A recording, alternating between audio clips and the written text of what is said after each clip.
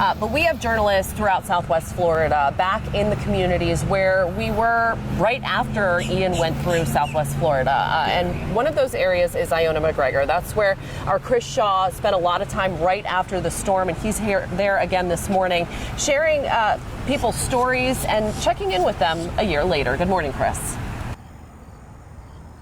Good morning, Amy. In fact, I am walking on the same road I walked almost 1 year ago in the first days after the storm. This is a mobile home community off of Davis Road that took catastrophic damage during Hurricane Ian. Almost every single home was destroyed.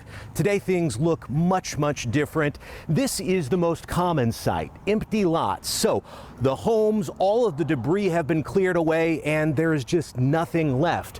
We're also seeing a little bit of this. Take a walk up this way. This is an enclosure where a new mobile home will go, and they will both sit on top of these 8-foot pillars.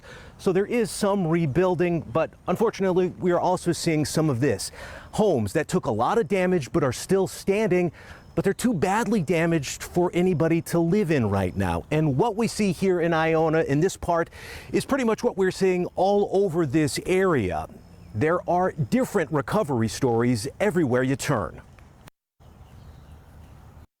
And that is the case here at the Sunshine Mobile Home Park, where every turn is a sharply different story. Was there ever any hesitation on your part of staying here? Not on my part. That's Roger Hubbard, and this is what his house looks like now. Well, we had wind damage, but most of flood damage, okay?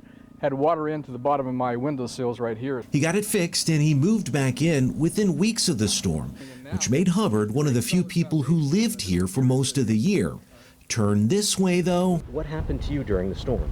I was actually in the home with my mom. And you'll see his neighbor, Eva Neocleus. We thought that was the worst, but it's a year later and my home is still not being fixed. She tells me she's been in a never-ending battle with her insurance and her mortgage companies. I slept in the car for 2 months.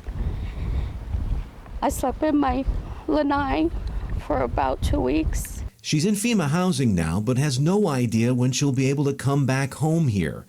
Cross over Davis Road, turn up a street, and you'll find this, a still empty shell of an apartment complex.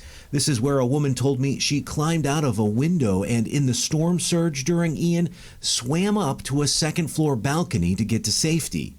And you may remember this video from that same street. A couple of feet of rushing water nearly swept a man out of his lanai. He says for 2 hours during Ian, he held onto a wall for his life. Today, that lanai looks like this. His apartment complex is dried out and fixed up, but everyone who lived here before Ian has now moved away. It's the movement and the noise outside his house that Hubbard tries to focus on these days. Eventually, a manufactured home will sit on top of these 8-foot pillars. Hubbard says it's a positive turn. New construction coming in, the lots are being sold, people are renovating the houses, and we will be back to normal again. Neocleus is still searching for that optimism. For her, life is still turned upside down. It's just so slow. I just want to get back to normal. I don't know if you picked up on it, but the last thing that both Eva and Roger said in that story is they are just hoping and waiting for things to get back to normal. So here in Iona, there are some signs that work is being done, but normalcy is still a long ways off. Reporting live in Iona McGregor, Chris Shaw, Fox 4 News.